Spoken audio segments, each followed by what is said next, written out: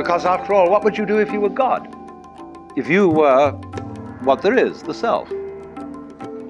In the Upanishads, the basic texts of Hinduism, one of them starts out saying, in the beginning was the self. And looking around, it said, I am. And thus it is that everyone to this day, when asked who is there, says it is I. For if you were God, and in this sense that you knew everything, and you were completely transparent to yourself through and through, you would be bored.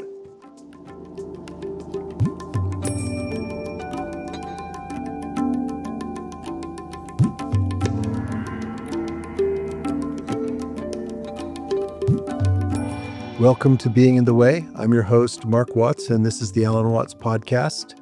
And we've been listening to my father talk about the dreaming of the world. And this theme, in which the world is seen as the dream of the divine, is taken from Hindu mythology.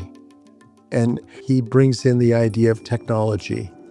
What if we had a magical device that could give us any dream we like? And interestingly enough, of course, we're a long way from the dial telephone he mentions. We do have that push-button device known as a computer. We now can, through technology, create imagined versions of reality fairly quickly and easily. But the question of whether they are ultimately fulfilling is wide open at this point. My favorite moment in this is when he suggests that what we need is a big push-button surprise. And perhaps we end up sitting around here listening to this podcast. It's a wonderful piece. And the next one is very charismatic and fun. He explores similar themes. This is about the cosmic drama, again, a mention of the game of hide and seek, but he takes it further after beginning with the 4 fundamental philosophical questions. And the point is that if the world is indeed a divine dream, don't we all already have a seat at the table? And so thank you for joining us today, Alan Watts, on Dreaming the World.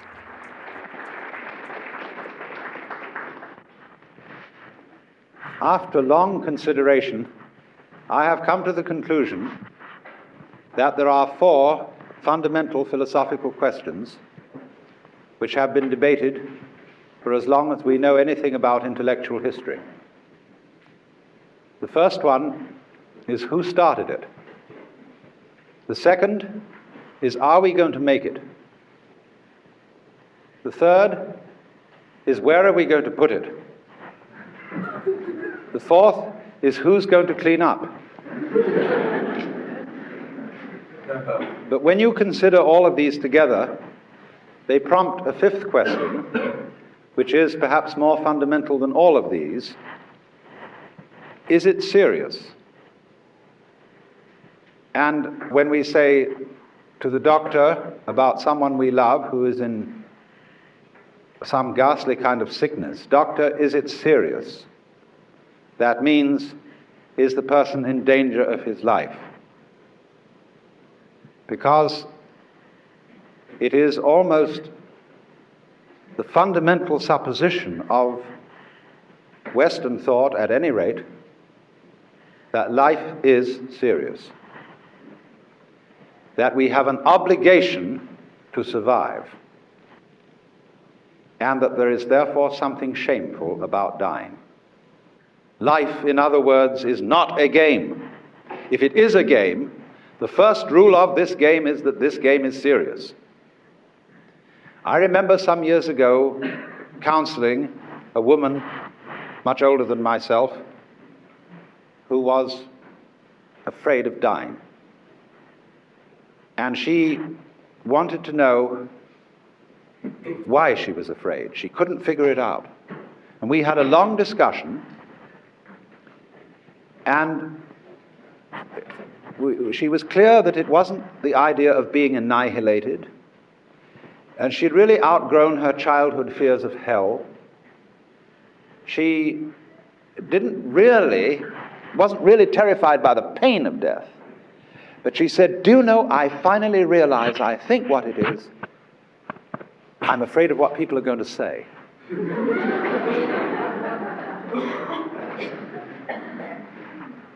They're going to say at the funeral, I can see them all there, Poor old Gert, she couldn't make it.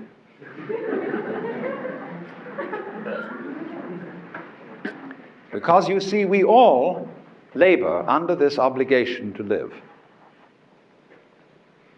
And this comes from our earliest training in childhood, where we are taught that we must live. And it comes about in very odd ways. We run into a basic confusion about the meaning of the word must. And the confusion is as to whether this word expresses a state of affairs, a condition that is, or whether it's a precept, a commandment. In order to be human, you must have a head. That's obviously not a precept. Nobody ever attempted to have a head. But when a mother says to a child, "Darling, you must go to sleep. It's for your health," this is taken by the child as a commandment. And so the child tries to go to sleep, which is an infallible method of staying wide awake. So likewise, you must have a bowel movement every morning after breakfast. This too is taken as a commandment, instead of simply a condition of being healthy. The worst one of all is the commandment, "You must love me." Not, "Darling, of course, because I say so, but I would only want you to do it if you really want to." Now that is one of the most discombobulating, subversive things that you can ever say to another human being.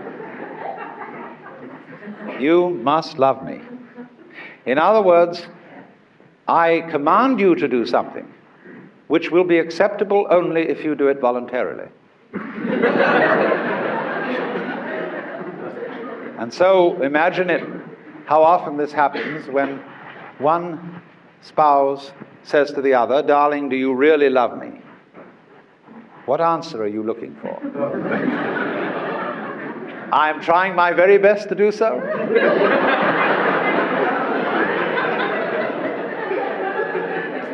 Oh dear me, no.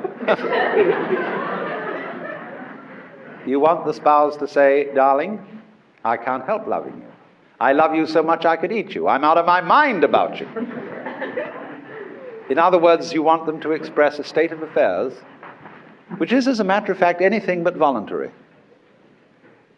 You want the person who loves you to say that they love you in the same way as they exist.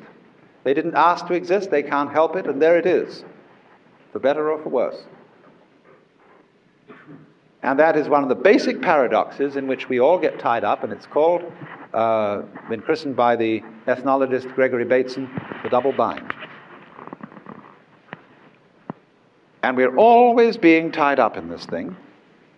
And the first rule of this game is that it's not a game. The supposition of this drama is that it's not a play.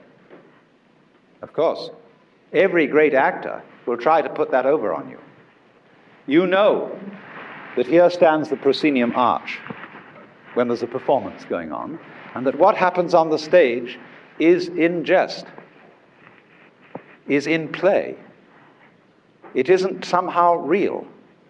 And yet the actor is going to use all the skill that he has to convince you that what's going on the stage is real life. He wants you on the edge of your seats with anxiety. He wants you crying. He wants you laughing, because he's taken you in completely.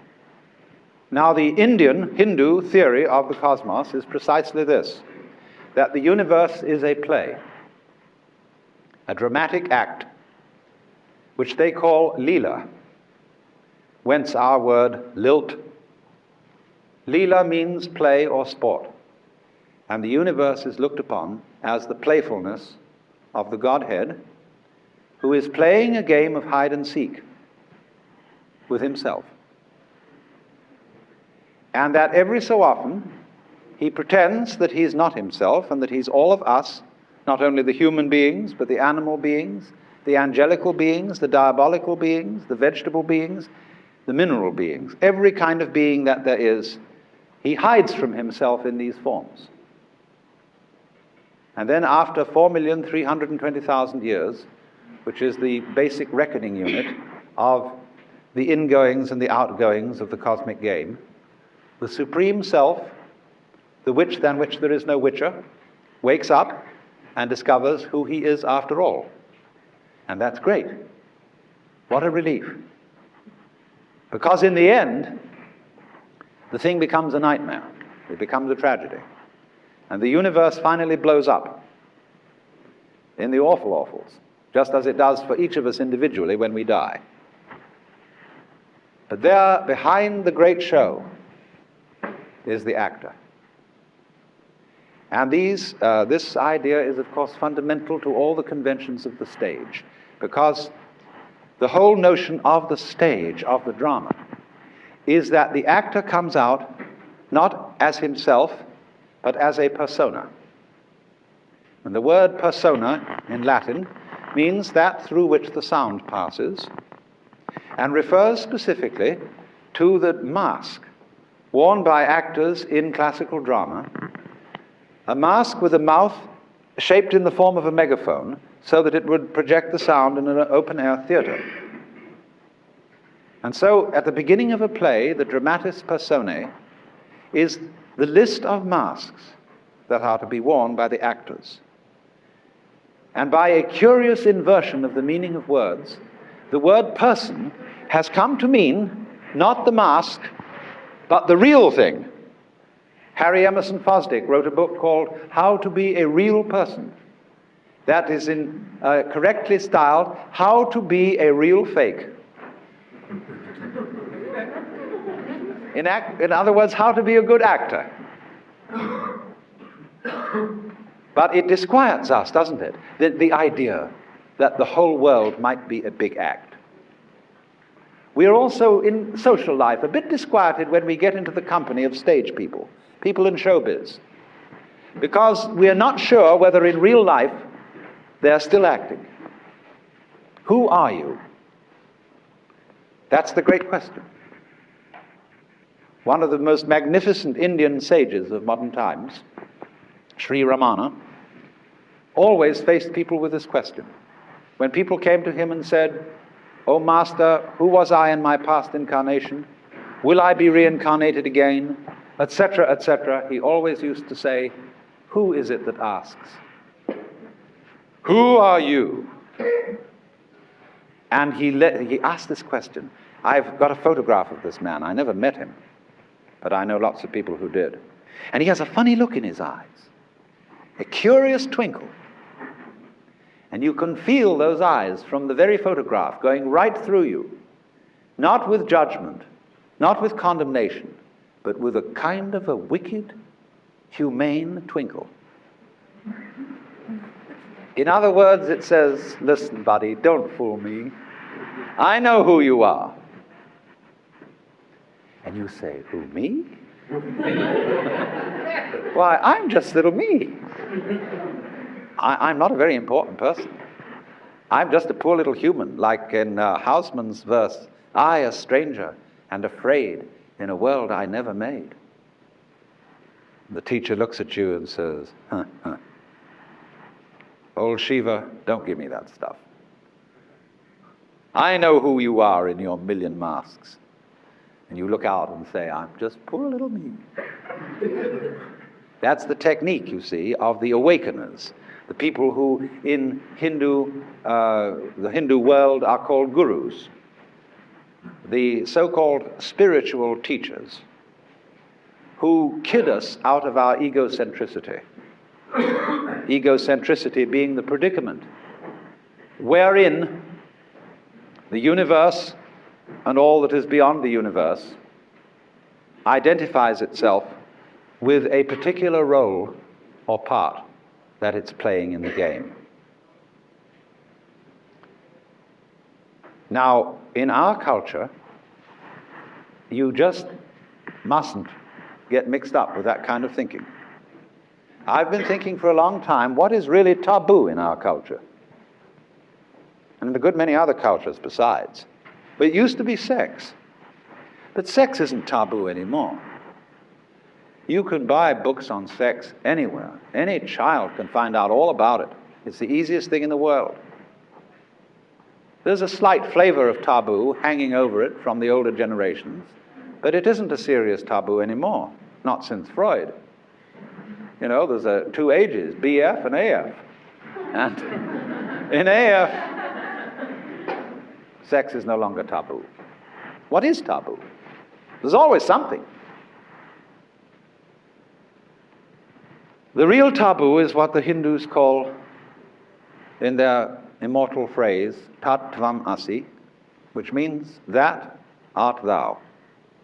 You, lurking behind the mask of being an impermanent human person, are really responsible for the whole thing. But if anybody claims that in our culture, we put them straight away into an asylum. That is the very hallmark of insanity. But in India, if somebody suddenly wakes up one morning and says, "My goodness, I'm God," everybody says, instead of "you're crazy" or blasphemous, they say, "Congratulations, at last you found out." But of course, you see, they have a rather different idea of God from ours. Our popular idea of God, quite aside from any of the ideas of the more profound theologians, our popular idea of God is that he is the master technician who has created this universe in much the same way that an engineer creates a machine, a carpenter makes a table, or a potter makes a pot, and he knows how he does it. So anybody who says, "I'm God," we immediately challenge him with technical questions.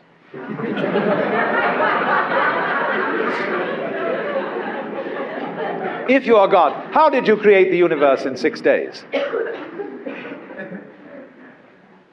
All sorts of questions like that. But you see, the Hindu's God does not need to know in words how he does what he does, in exactly the same way that you don't know how you grow your hair. You just do it. And after all, can you know how to do a thing better than by just doing it? You may have a physiologist's knowledge of how you open and close your hands, but that doesn't enable you to open and close them any better than anyone else. Unless, of course, you've got a wrecked hand and you need a physiologist to put it back in shape. But in the ordinary way of things, you know how to think because you think, but you don't know how you think. You don't understand all the intricacies of the nervous system underlying the process of thought. You just do it. So like the centipede, who can manipulate 100 legs without having to think how to move each one, so the Hindus conceive the Godhead, not as a technician, but as a cosmic centipede, who is wiggling all of us like so many legs. That's why the Hindu gods have many arms. There's one Buddhist divinity with 1,000 arms. And this thing doesn't have to stop to think how it's done. That would be inefficient, because thinking is a process of concentrating your attention on what is called one thing, that is to say, one think at a time. And that won't do at all for the regulation of complex processes. That's why we're now so fatigued with thinking that we're getting computers to do it for us, because computers can think of ever so many things at once. And that's where they have the advantage of us. So a Hindu, therefore, feels no kind of blasphemy or inconsistency or insanity in suddenly realizing that he is basically what there is. That you aren't directly aware of this, of course, just in the same way that you're not directly aware of your brain structure. Nor are you aware of the incredibly subtle, interconnected system of relationships, balances, networks, whereby your brain is part and parcel of the whole physical universe and exists with it in the same kind of togetherness as a front exists with a back. So in this sense, you see, we are all something that everything is doing. Every wave is the ocean waving, the whole ocean waving, announcing its presence. So in the same way, each one of us is a waving of all that there is, saying, "Yoo-hoo, here I am." Only, it comes and it goes. All waves come and go. They have their ups and their downs. And we have our ups and our downs. When we're up, then we suddenly see John Doe. When we're down, there's just a corpse. Then whoops, it comes up again as Mary Smith. And whoops, it goes down. And so it goes. Like the sparks in the soot on the back of the fireplace. In and out, in and out, in and out. Everyone different than the one before, and yet somehow the same. Now, as I said, in the Hindu view of the cosmology, this is a drama. And that means its basic spirit is playful. It is a game. But the difficulty that we have in understanding this idea is that we don't distinguish between the many connotations of the word play or game. A lot of people say to me when I produce this idea, "Do you mean it's only a game?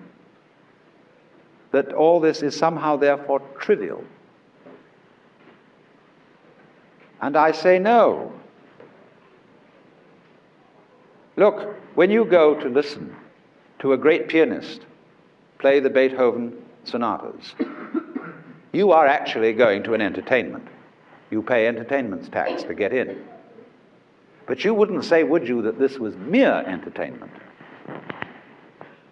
There is something about music which is beautifully illustrative of the point that I'm making.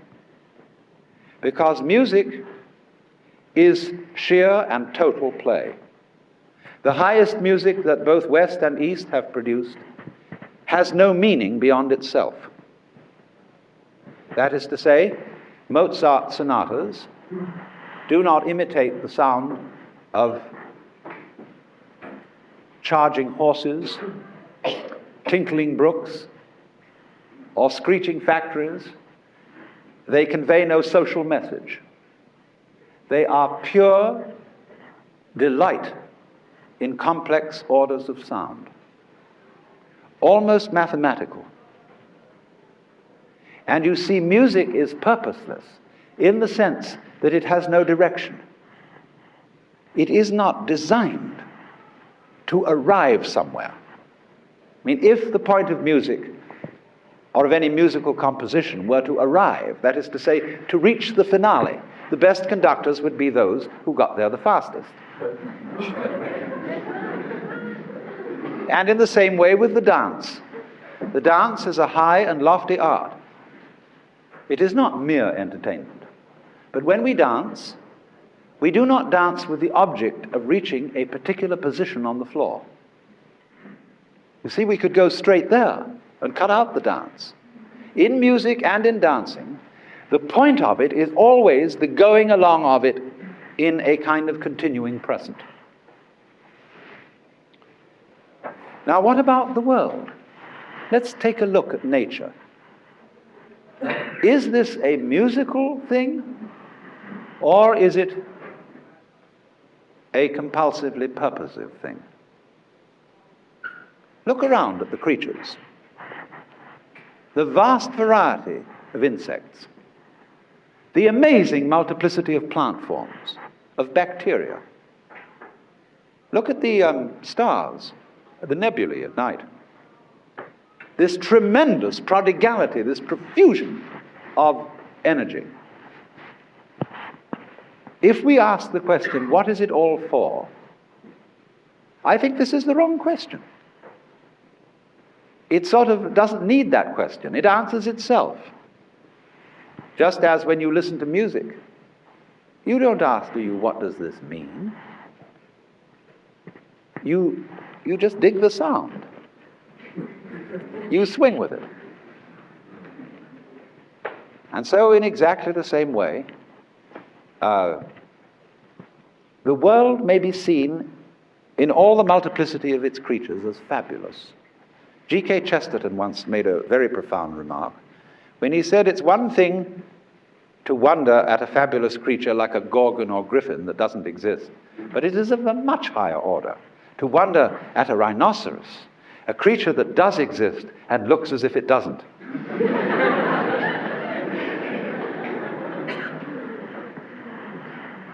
Now you see there are people with engineering mentalities. I don't want to insult any engineers present in the audience, but what I will call a certain kind of engineering mentality that has an explanation for everything. Namely, that butterflies have those big eyes on their wings as a kind of survival dodge, that chameleons change color in order to affect something or other. Or they have another way round of putting this same point, which is that because certain butterflies had eyes on their wings, they frightened the birds more than other kinds of butterflies and therefore survived. Everything, in other words, is nature is approached from the standpoint of an efficiency expert. And the idea is that there is an instinct to survive. This is the same old compulsion I was talking about. You must go on surviving. But actually, things don't live in order to survive, because surviving and living are the same thing. You survive until you don't. And that's that. It seems to me altogether more rational to look upon this amazing profusion of existence as poetic and musical, and therefore as playful. But in order to be a good play, it has to have an element and a subordinate element of seriousness in it. That is to say, we can't have a good stage play without introducing a villain. And the villain has to be convincingly played. There has to be a real big act, and everybody gets afraid of that villain. That's absolutely essential. So in the same way, there has to seem about life an element, a very convincing element indeed, of the ultimately tragic.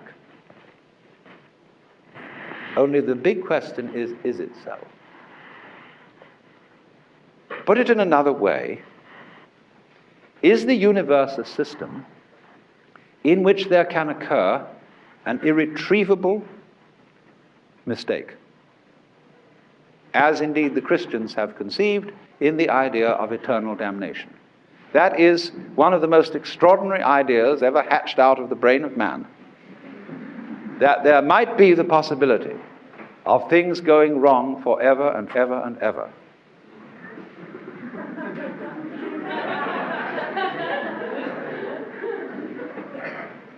Well, the Hindus, of course, when they look at that idea and realize that the Christians hatched up this ghastly possibility to scare themselves with, they rather applaud. They say, they see that a Christian soul in peril of everlasting damnation is actually the Supreme Lord playing this part.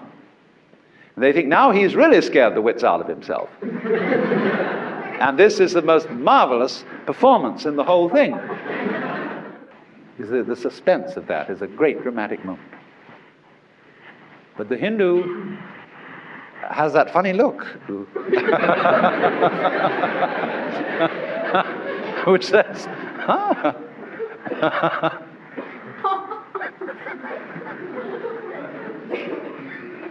Well, now, we've got to get to the bottom of this.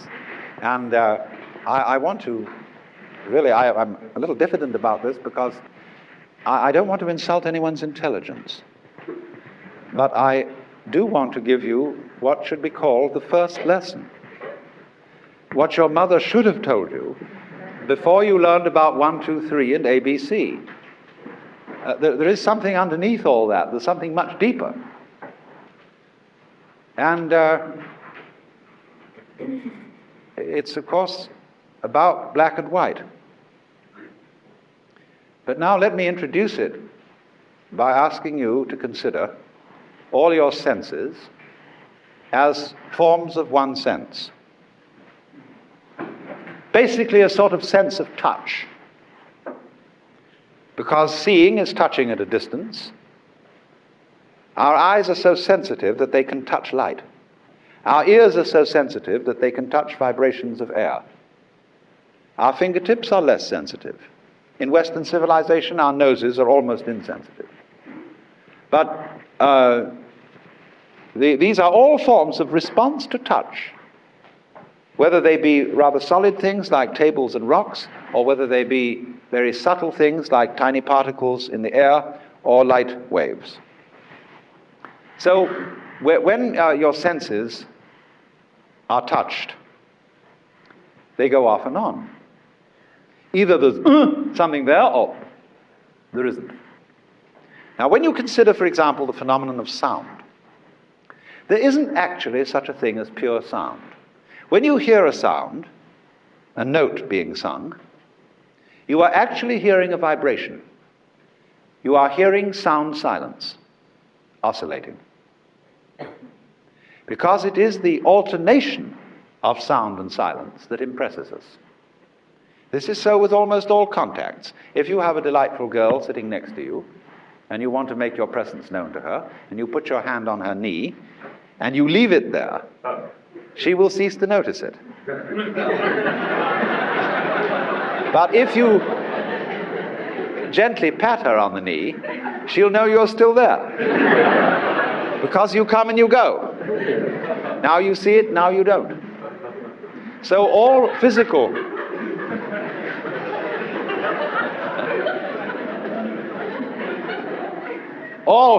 manifestations are in this sense vibratory.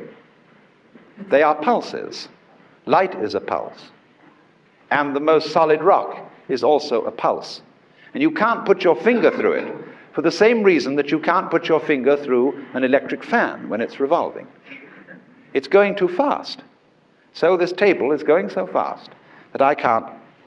Darn it, philosophers are always using tables to illustrate something because they speak in classrooms. It gets a little boring.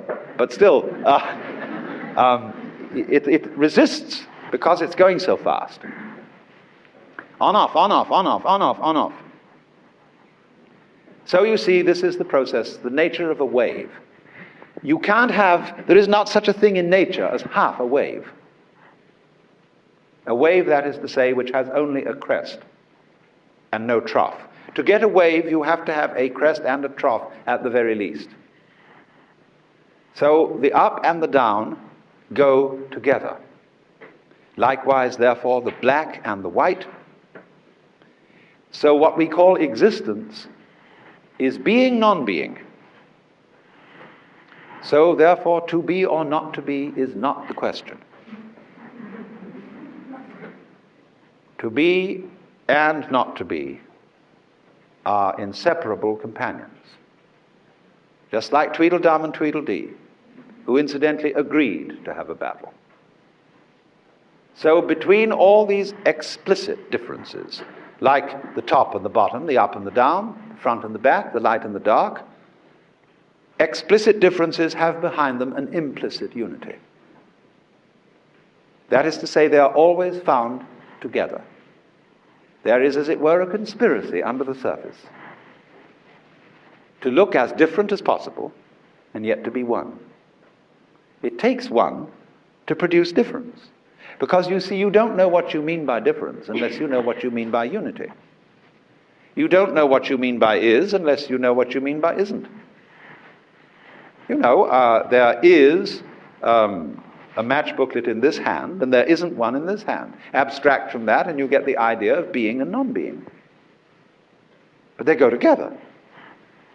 Now, the whole joke that's been played on you, by you, of course, is that they don't go together.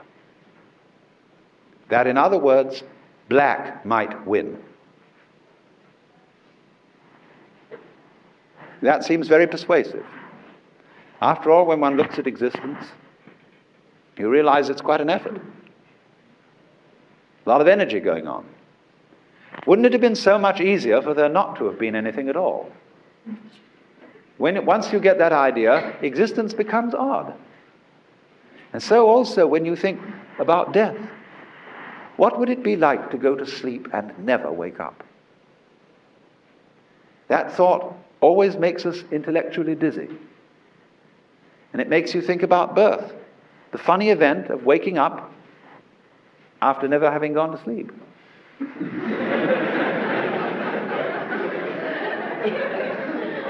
And there's something distinctly spooky about that.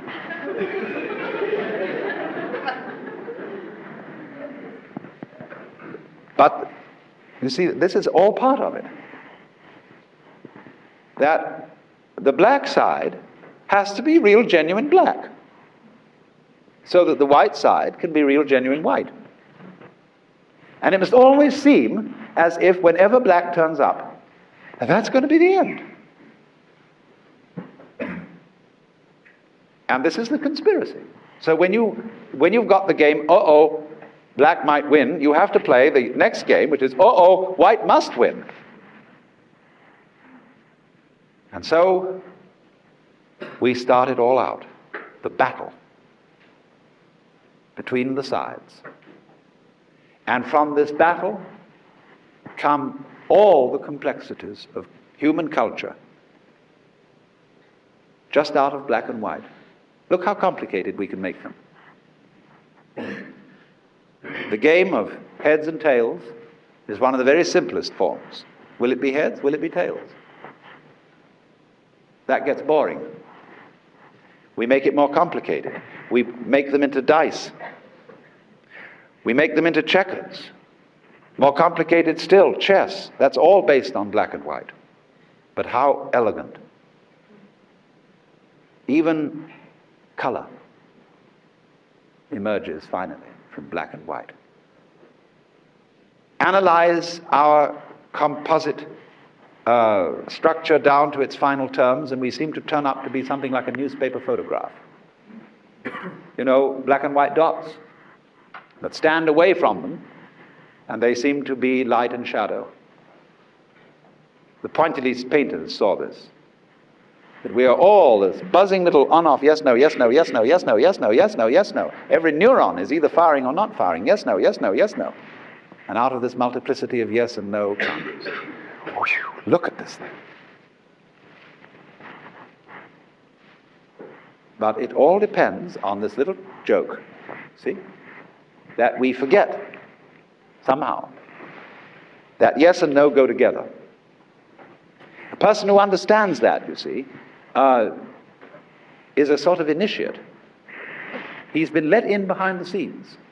He's what you would call a person who's very far in. There are a lot of most of us are very far out.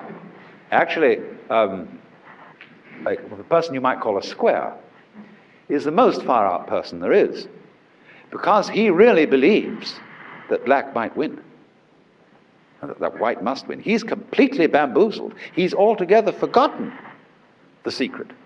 So he's way, way out, lost as lost can get. But how brave, how magnificent. But so that he doesn't go off his head altogether, there are always in society some far-in people. And they're what are called the esoteric people as compared with the exoteric people. And the far-in people are rather cagey. They don't give the show away too easily. Now you might say, you're not being very far in. You're explaining to us what the joke is. And you really shouldn't do that, because if we knew that it was all right, and that the whole thing was a joke, what would happen to our incentives? Now, I feel I can say all this quite safely, because very few people will believe it.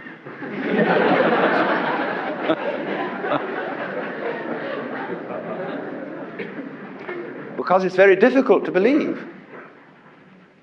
The other position, that black might win, is marvelously persuasive.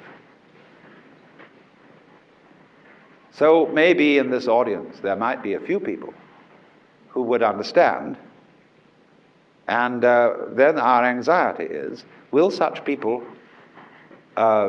stop the show? Will they suddenly become inert, be enemies of progress, or become frankly immoral because, you know, you want to obliterate someone, and after all they're not serious, they're just a mask of God, which is the same as you are. You can just push them out of the way, it doesn't matter. Will they get like that? Well, there's always a gamble, you see. The whole thing is a gamble. And there's always danger. Every good thing in this world is dangerous. The moment you teach a child how to walk, you give it the capacity to kick its mother. The moment you have fire to warm yourself and to cook with, you have the possibility of destruction. There is no way around danger. So, of course, a person who was, in the highest sense of the word, disenchanted, you see that it's a marvelous word, because it has a positive meaning as well as the usual negative one. To be enchanted is to be spellbound, to be fascinated, like a chicken with its nose on a chalk line. So the actor who is really involved in playing the world is fascinated. He is enchanted by his own spell. Spell, in the beginning was the word. Do you see? The chant. So to be disenchanted is to suddenly recover from a state of auto-hypnosis, to wake up. That's why a Buddha means, from the Sanskrit word bud, to waken, to be awakened. A Buddha is one who has woken up and who knows, my goodness, it's all a dream. But what a magnificent dream. Beautiful, see? A great work of art, art in the highest sense. Maya, as the Hindus call the world, as well as Leela. Maya means, very roughly, illusion, but it means a lot more besides. It means magic. It means art. It means creative power. It means construction, from a root word mater, to lay down the foundations of a building, hence our word meter, measure, metric, and also matter. Does it matter? Means, does it put on a good show? Does it amount to something? Is it a convincing illusion? Illusion, likewise, connected with the Latin ludere, to play. But you see, we have a culture in which words like play, illusion, and so on have a bad connotation. We don't want to get with an illusion. And we want in the end to know, I wonder if we really do want this, that at least God is serious. Now look, if I say to you, I love you, and supposing I say this in a very personal way to a particular individual, the person I say that to turns round to me and says, are you serious? I say no. No, indeed. But I am sincere. This is a commitment. It's a rash commitment. It's the height of rashness. But it's therefore not serious. Kaiserling, in his South American meditations, makes the point that a man of spirit is above all a man lacking in seriousness. He, as a man of courage, plays with his life. And to quote G.K. Chesterton again, he said, the angels fly because they take themselves lightly. How much more so, then, the Lord of the angels? I mean, just let me put this in anthropomorphic terms, because there's an important thing about talking about God in anthropomorphic terms. A, nobody takes it too seriously. B, it puts things vividly in ways that escape more abstract intellectual language. I mean, when all those angels and saints are around the throne of God in heaven forever and ever, what sort of a show do you want to be going on? Is everybody going to look at each other and weep? Are they going to stare into the eye of the Lord and say,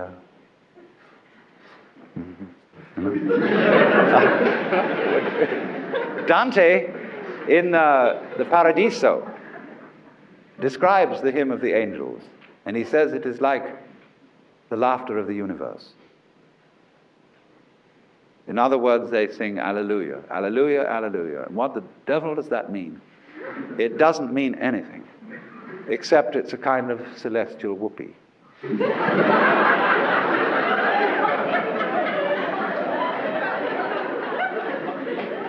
So you see, what I'm pointing out is this, that even in the tradition of the most serious religion that there is, the one that really takes life seriously, because there's the possibility of ultimate tragedy. Even in this most serious religion, its mythological forms, its symbology, gives a little tweak to give away the show. Just as in those Hindu images of Shiva, the destroyer aspect of the divinity, when he is dancing the Tandava, the dance that he dances at the end of the cycle, when the whole universe is destroyed. He's shown with 10 arms and fierce aspect. And in 9 of his arms, he has bells and thunderbolts and clubs and knives. But one arm is in this gesture. The hand, palm outwards, fingers up. It means don't be afraid.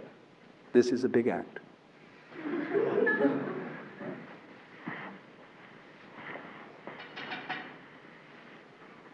So you see, the notion of the world as playful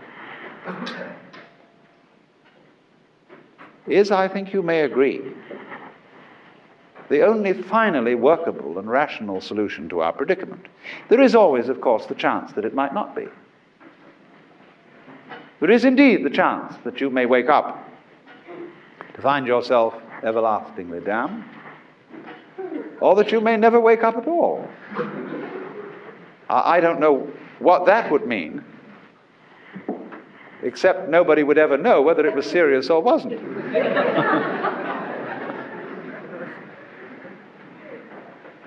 But it seems to me that there are certain metaphysical systems, some of which are good gambles, and some of which are not. Because a great deal of the problems of life resolve themselves to the question, what are good game rules? Ethical questions have to be decided this way, aesthetic questions, and questions of simple political organization. Now, you can obviously see, can't you, that a social order in which nobody trusts anybody else is not set up as a going game. If everybody is spying on his next door neighbor, and if we have a big brother who's got a kind of television outlet and a mic in every room, everybody's bugged. And that's no game, because the poor old big brother can't even take a walk in the park, but he's got to sit there watching everybody. The Hindus worked this out in a book called the Arthashastra, where it is a manual of operations for the perfect tyrant. And it gives minute instructions how to hedge himself in with rings like the rings of a spider's web.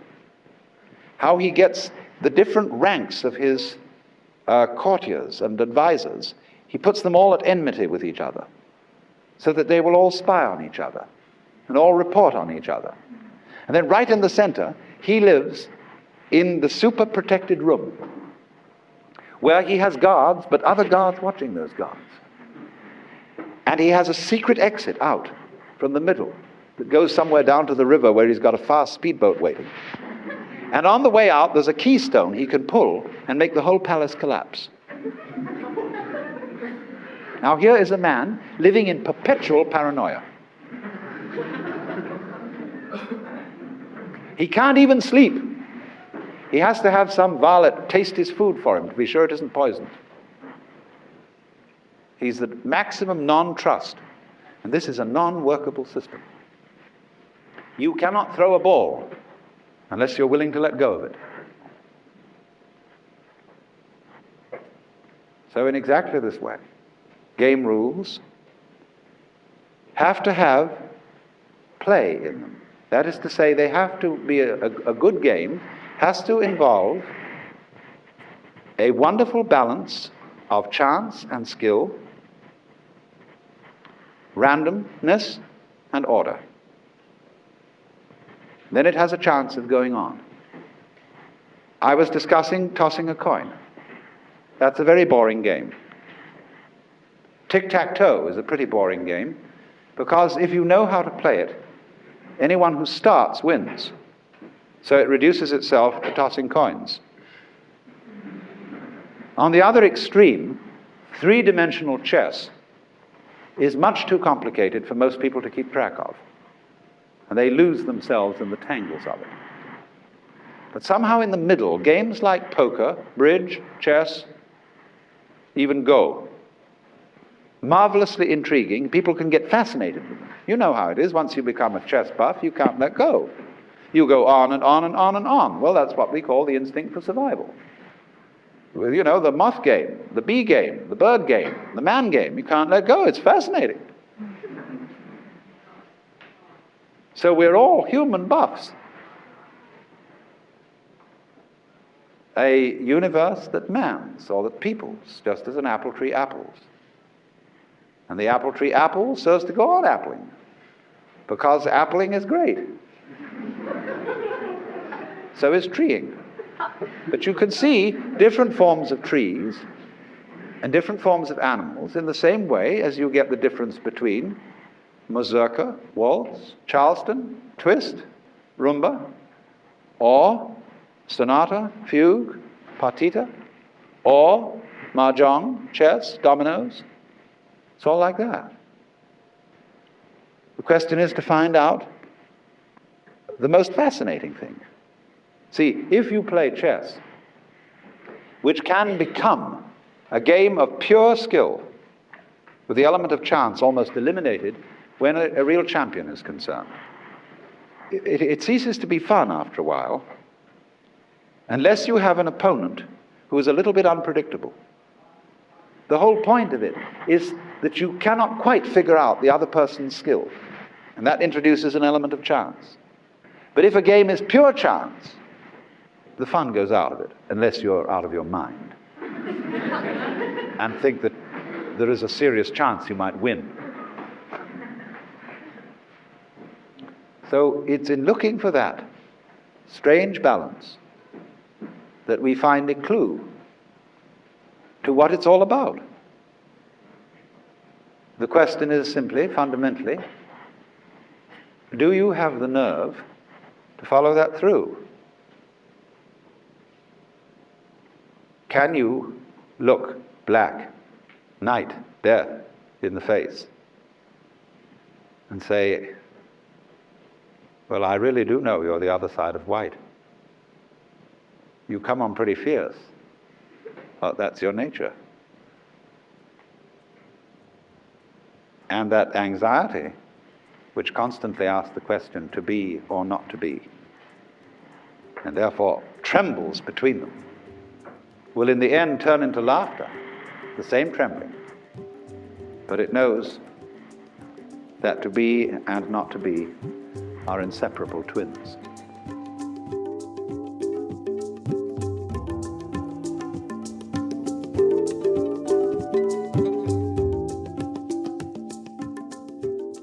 Thank you for joining us today for a talk on dreaming the world.